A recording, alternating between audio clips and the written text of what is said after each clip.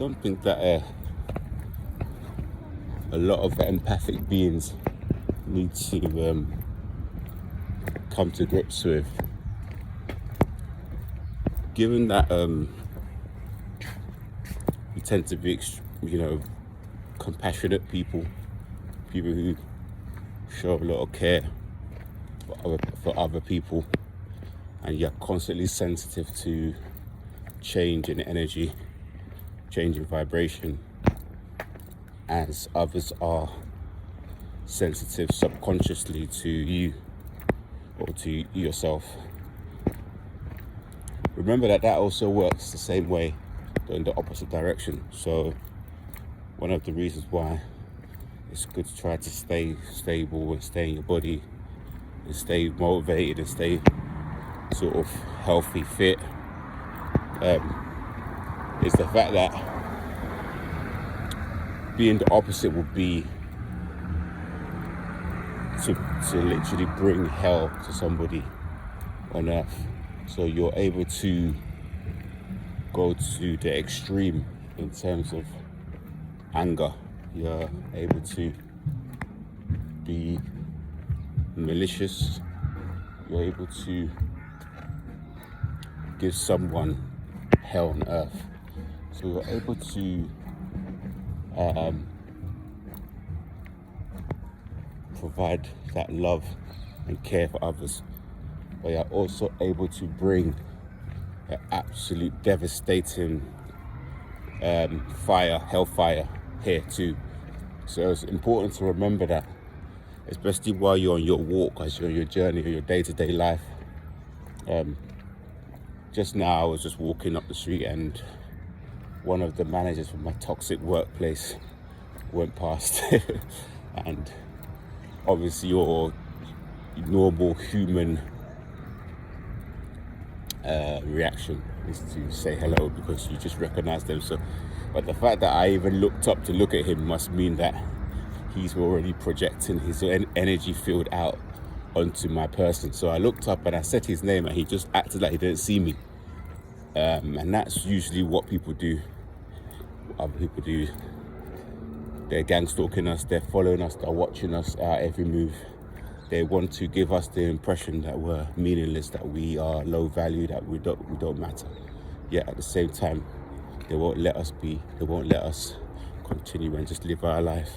It's actually against the law, some kind of law, for us to be able to feed ourselves. It's against their law for us to be able to feed our families, maintain healthy relationships, maintain healthy workplace environments, maintain healthy just living practices. These people, they really want us to be, to be removed from the face of the earth. They want us to be living in our shame. They want us to kill ourselves. They want us to commit suicide. They want us to feel like there's no other option. But we have just got to continue to move forward. I also wanted to speak on the fact that the best formula or the best outcome is everybody to work together, all the different people, the different places, cultures, creeds, races, everyone to work collectively together as one, because there's only one race, the human race. That being said, that isn't my experience. I haven't been treated as, someone's son, someone's brother, someone's uncle, member of society, living organism, a boundless source of energy dancing through this sense of reality. I haven't been treated that way. I've been treated as someone who, on first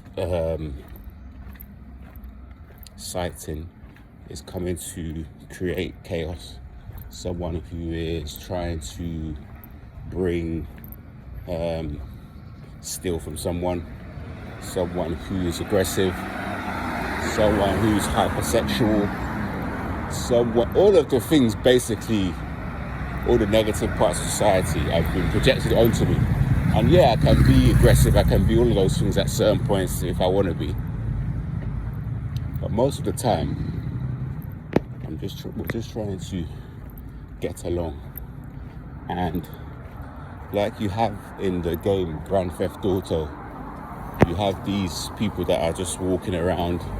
They're not really in the game. They just sort of make the same move. If you approach them, they say the exact same thing.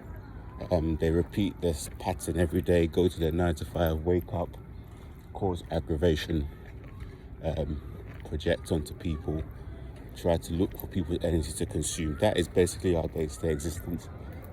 When I'm walking up the street, minding my own business, it's not long before somebody will be walking in the exact same footsteps as mine.